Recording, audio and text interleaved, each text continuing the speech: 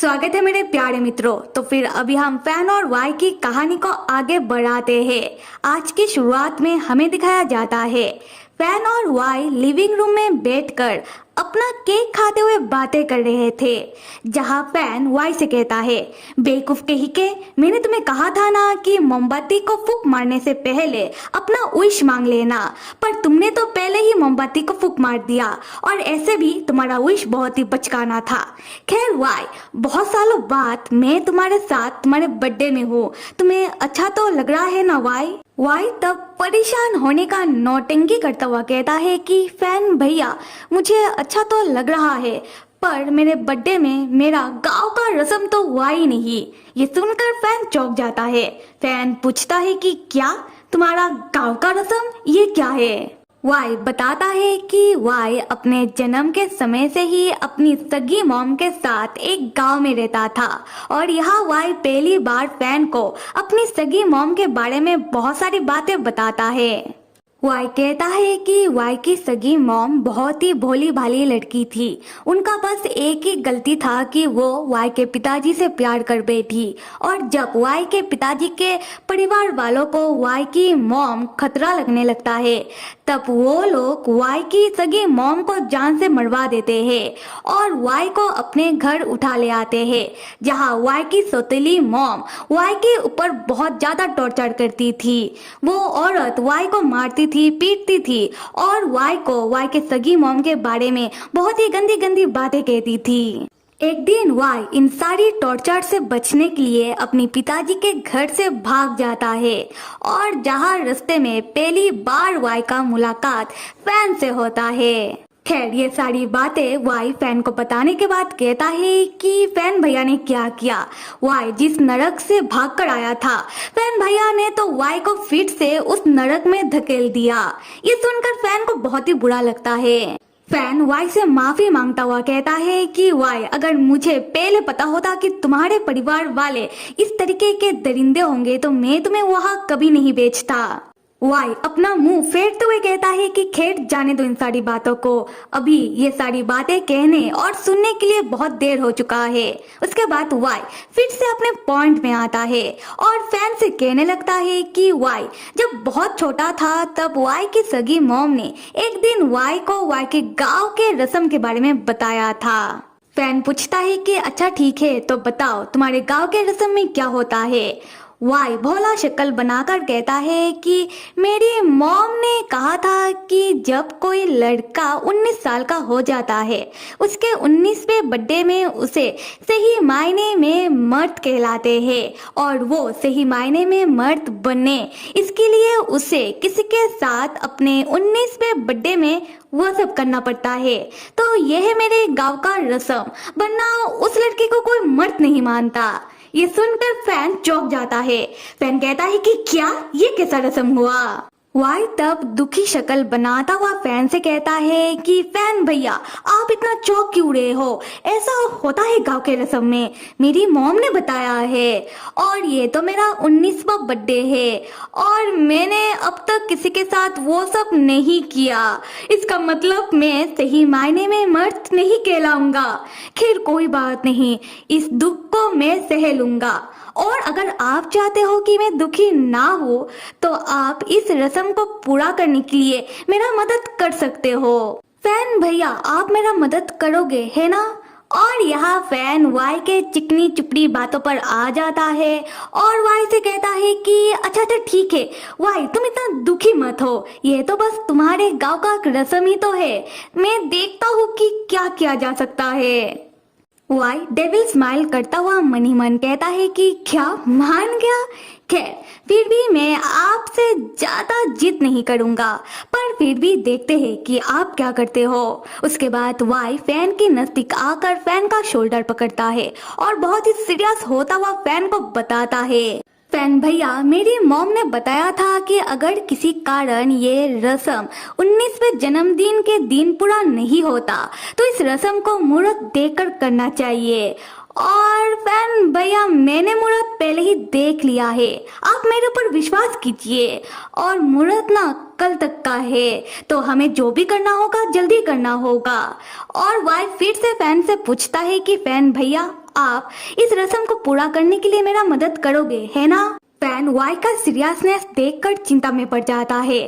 Fan Y से कहता है कि अच्छा ऐसा किया, पर तुम्हारा बर्थडे तो आज था और अब इस रस्म के लिए मुहूर्त भी होता है।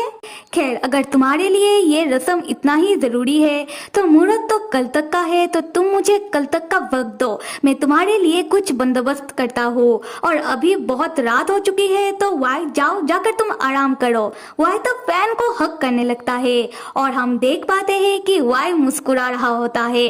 वाई फैन के कानों में कहता है कि फैन भैया गुड नाइट। हम फैन को देख पाते हैं जो बहुत ही परेशान होकर वाई की ओर ही देख रहा था। अगला सीन अगले सुबह का है, जहाँ फैन वाई को टाई पहना रहा था। वाई फैन से कहता है कि फैन भैया मैं अभी नाश्ता नहीं कर पाऊंगा क्योंकि मुझे कंपनी में मीटिंग के लिए जाना है। ये सुनकर फैन पूछता है कि क्या कंपनी? कौन से कंपनी? और तुम्हें जॉब करने की क्या जरूरत है? तुम तो पहले से ही एक्टिंग कर रहे हो। वाई बताता है कि फैन भैया ये कोई आम जॉब नहीं है, असल में मेरे पिताजी ने मुझे उनका कंपनी ज्वाइन करने के लिए कहा है एज ए मैनेजर। ये सुनकर फैन बहुत चौंक जाता है। फैन चिल्लाते हुए वाई से कहता है कि वाई, अगर तुम आज से तुम्हारा पिताजी का कंपनी ज्वाइन कर रहे हो तो फिर तुम्हारा एक्टिंग करियर का क्या होगा? तुम टाइम पर अपना फिल्म का शूटिंग कैसे कर पाओगे? वाई तब अपने घड़ी में वक्त देखने लगता है और जाने लगता है, फिर रुक जाता है और फैन की ओर देख कर कहता है कि टीचर फैन, मैं कंपनी और मेरा फिल्म का शूटिंग दोनों एक साथ ही मैनेज कर लूंगा। ऐसे करके ही तो मैं मजबूत बनूंगा, जिससे जो सब मेरा है मैं उसे प्रोटेक्ट कर सकूं। हम फैन को देखते हैं जो वाई का बात सुनकर मुस्कुरा रहा होता है। फैन मनी मन सोचता है वाई सच में बड़ा हो चुका है। उसके बाद वाई जाने लगता है। फैन वाई को रोक कर पूछता है कि वाई, तो आज तो तुम बहुत बिजी रहोगे, तो तुम्हारे गांव के रस्म का क्या? तो तुम्हारा गांव का रस्म अगर ना हो तो चलेगा। ये सुनकर वाई फिर से रुक जाता है और फैन की ओर देखकर मुस्कुराते हुए कहता है कि फैन भैया, मेरा गांव का रस्म जरूर होगा और आज रात के अंदर ही होगा। और आपने कहा था कि आप इसमें मेरा मदद करोगे। हम फैन को देखते हैं जो वाई के बातों से फिर से चिंता में आ जाता है और मन ही मन सोचने लगता है। वाई का शक्ल देखकर लग रहा है कि वाई अपना गांव का रस्म कर कर ही मानेगा। फिर फैन वाई से कहता है कि अच्छा ठीक है, तो वाई तुम फिक्र मत करना, मैं आज ही तुम्हारे लिए कुछ बंदोबस्त करता हूँ। वाई फैन का चिंता भरा शक्ल देखकर मन ही मन कहता है कि कितना प्यारा लग रहा है। उसके बाद वाई जाने लगता है फैन से यह कहते हुए कि अच्छा ठीक है फैन भैया, आप जैसे ही बंदोबस्त कर लेते हो और आप फ्री हो जाते हो, आप कंपनी आ जाना मुझे ढूंढते हुए। अगला सीन फू परिवार का एंटरटेनमेंट कंपनी है। हम देखते हैं कि फैन वाई की पिताजी के कंपनी आ चुका है। फैन कंपनी को देखते हुए मन ही मन सोच रहा था, हाँ कंपनी तो बहुत बड़ा है और वाई के पिताजी ने वाई को अपनी कंपनी का मैनेजर बना दिया, जरूर इसके पीछे वाई की पिताजी का कोई चाल होगा। और ये सोचकर फैन वाई के लिए फिक्रमंद होने लगता है। और यहाँ हम समझ पाते हैं कि वाई की बातों का असर फैन के ऊपर कुछ इस तरीके से हुआ है कि फैन का वाई के परिवार वालों के ऊपर से विश्वास बिल्कुल उठ चुका है। खैर उसी वक्त एक असिस्टेंट आती है जो फैन से पूछती है कि आप मिस्टर फैन ही हो, मैनेजर वाई के बड़े भाई है ना? फैन कहता है कि हाँ। वो असिस्टेंट कहती है कि मैनेजर वाई तो इस वक्त मीटिंग में है, तो आप मेरे साथ चलिए। फैन उस असिस्टेंट के साथ चलते हुए उसे पूछता है कि प्रेसिडेंट फू कैसे है? वो बहुत बिजी होंगे है ना? और वाई का मीटिंग तो सुबह था, तो वाई अभी भी मीटिंग में क्या कर रहा है?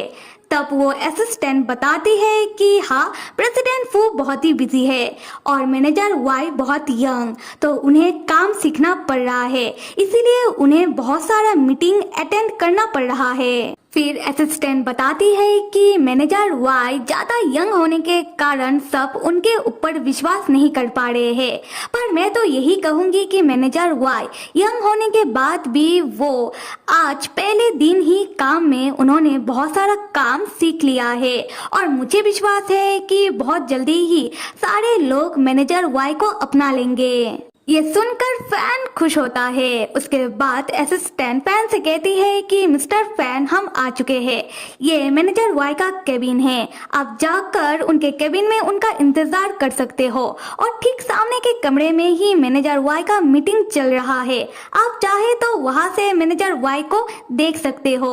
तो अभी मैं चलती हूँ, अगर कुछ जरूरत हुआ तो आप मुझे बुला सकते हो। फिर हम देखते हैं कि फैन मीटिंग रूम के बाहर खड़ा होकर ग्लास के दूसरे पार से वाई को देख रहा होता है, जहां वाई का मीटिंग चल रहा है। फैन वाई को देखते हुए मन ही मन सोचने लगता है कि वाई को देखकर ऐसा लग रहा है कि वाई सुबह से काम कर रहा है, बहुत थका हुआ लग रहा है, फिर भी अपनी पिताजी की दी हुई जिम्मेदारी उठाने के लिए बहुत मेहनत कर रहा है। पर मुझे लगता है कि वाई के पिताजी ने वाई को अपनी कंपनी का मैनेजर इसलिए बनाया होगा जिससे बाद में फू परिवार वाई को अपनी हाथों का कठपुतली बनाकर वाई का इस्तेमाल कर सके और वाई से सारा काम निकाल सके। और वाई अपने परिवार में थोड़ा जगह पाने के लिए कितना मेहनत कर रहा है। उस दिन हीट स्ट्रोक आने के बाद भी वाई अपने पिताजी के कहने पर शूटिंग को पूरा करता है और वाई को लोगों का छूना पसंद नहीं,